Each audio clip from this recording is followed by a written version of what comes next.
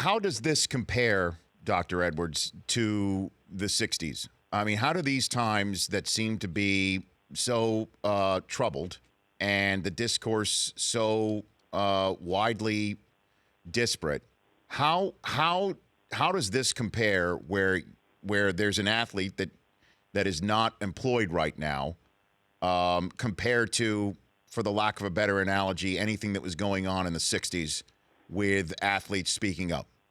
Ali wasn't employed after he took a stand on the Vietnam War. Thomas Smith and John Carlos were not employed after they took a stand for justice and human rights. Bill Russell was called Felton X after he stated that we have some problems not just in the South, but in Boston. You had people across the board. Kurt Flood was unemployed after he said that we have to have the dignity of and respect to at least be able to have some say in where we work as American citizens. He was unemployed. So there's nothing new about not being employed. And we're just lucky as a society that we have people who are still willing to pay that price in order to make a statement, in order to do something that you can't do in Russia, that you can't do in Saudi Arabia, that you can't do in Qatar, that you can't do in China, that you can't do in Cuba.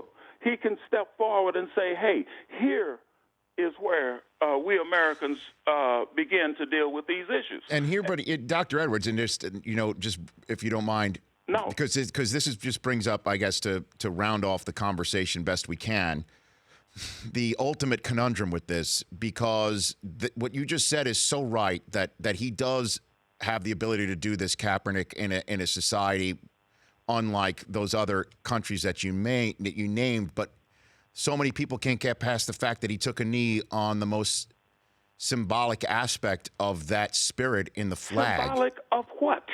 Mm-hmm. Symbolic of what?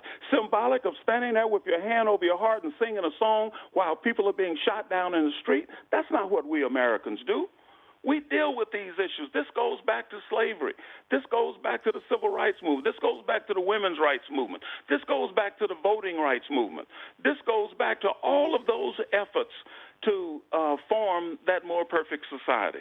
And it doesn't happen by standing there singing a song with your hand over your heart. It happens by people stepping forward and saying, we are better than this. So just to, I guess, end the conversation, what do you think this means for athletes moving forward? Do you think fewer are going to say anything? I think that it's going to continue.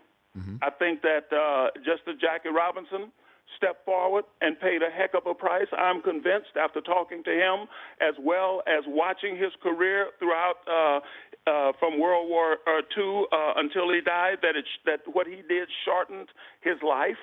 The same as Smith and Carlos and Bill Russell and Jim Brown and Muhammad Ali and Arthur Ashe and Kurt Flood and all of those great athletes, Kenny Washington, Woody Strode, all those athletes who paid a price. It was so hard on Woody Strode. He said when he came out of UCLA and integrated the NFL in 1946 that if heaven is desegregated, I don't want to go. That's how hard it was on him. So at the end of the day, it's going to continue.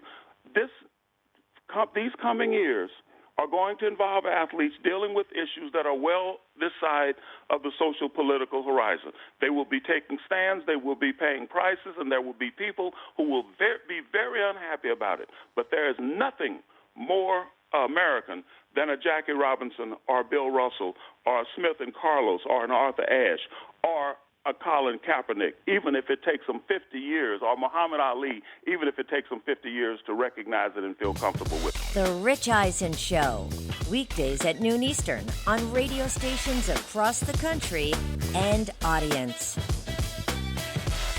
If you like that, download our app. Please, just if it's a memory thing, just delete other apps. You don't need those apps. This app, the Rich Eisen Show app, you need that.